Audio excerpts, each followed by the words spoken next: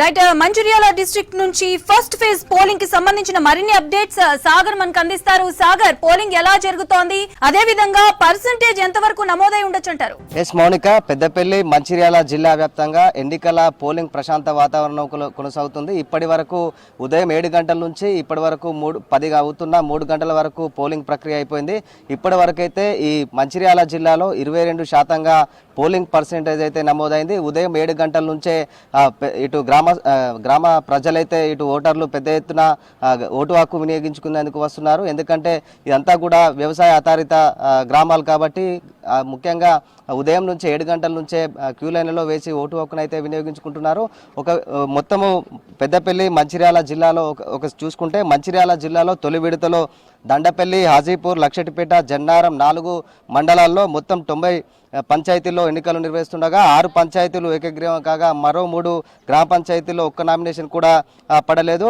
3 పంచాయతీల్లో ఒక్క నామినేషన్. దీంతో ఇవాళ జరిగే మొత్తం కూడా 8 గ్రామ పంచాయతీల్లో ఎన్నికలు నిర్వహిస్తున్నారు. 258 మంది సర్పంచ్ అభ్యర్థులు బరిలో ఉన్నారు, పోటీ పడుతున్నారు. 258 మంది సర్పంచ్ అభ్యర్థులు బరిలో ఉండగా 816 వార్డు స్థానాలకు 268 ఏకగ్రీవం కాగా 34 వార్డులు స్థానాలకు ఒక నామినేషన్ కూడా దాఖలాలు కాలేదు. మిగతా 500 వార్డు స్థానాలకు 1476 మంది పోటీ పడుతున్నారు.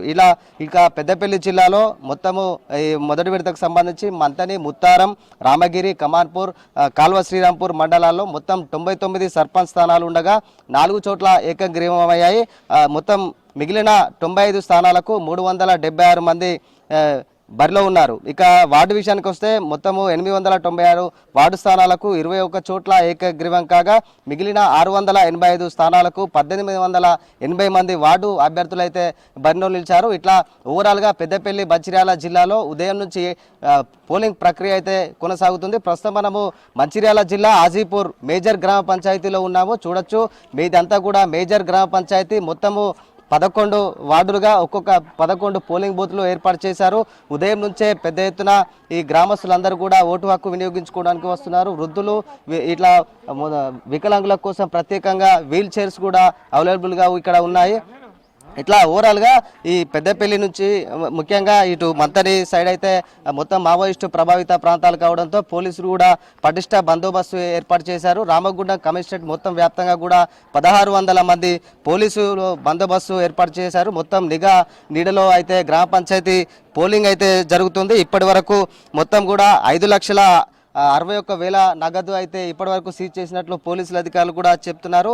ఈ గతంలో నేరాలకు పాల్పడిన లేదంటే రౌడీ షీటర్లు చూస్తే మొత్తం 481 మందిని రౌడీ షీటర్లను ఇప్పటివరకు అయితే బైండ్ ఓవర్ చేశారు.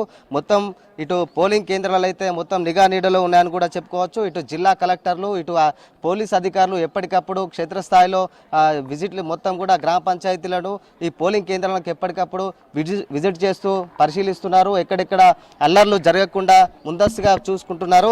ఇక మంచిర్యాల జిల్లాలో ఒకసారి చూసుకుంటే మొత్తం 746 పోలింగ్ స్టేషన్లు ఏర్పాటు చేశారు. ఈ మంచిర్యాల జిల్లాలో మొత్తము 1,27,000 మంది ఓటర్లు అయితే తమ ఓటు హక్కు వినియోగించుకోనున్నారు. ఇక పెద్దపల్లి జిల్లాలో 1,45,000 మంది ఓటు హక్కు వినియోగించుకున్నారు. పెద్దపల్లి జిల్లాలో ముఖ్యంగా 27 సమస్యాత్మక పోలింగ్ కేంద్రాలను అయితే గుర్తించారు. అక్కడ పటిష్ట బందోబస్తు కూడా ఏర్పాటు చేశారు. ప్రస్తుతం మనము విజువల్స్లో చూడొచ్చు, అన్ని రకాల ఈ అధికారులు ఇటు పంచాయతీరాజ్ కావచ్చు, అదేవిధంగా రెవెన్యూ కావచ్చు, అన్ని భాగస్వాముల మొత్తం కూడా అధికారులు ఎప్పటికప్పుడు చేస్తున్నారు. వాళ్ళు ఎవరైతే ఓటర్ స్లిప్ తీసుకొచ్చి ఉంటారో ముందుగా అక్కడ పోలింగ్ కేంద్రం దగ్గర ఈ వార్డు ఇటెళ్ళండి, ఈ వార్డు ఇటెళ్ళండి అని చెప్పేసి సూచనలు కూడా చేస్తున్నారు. ముఖ్యంగా ఏదైతే ప్రభుత్వం సూచించిన 16 ప్రూఫ్స్ ఐడి కార్డులో ఉంటుందో ఆ 16 ఐడి కార్డులో ఏదేని ఒక ఐడి కార్డు తీసుకొని వచ్చి ఓటు హక్కు వినియోగించుకుంటున్నారు.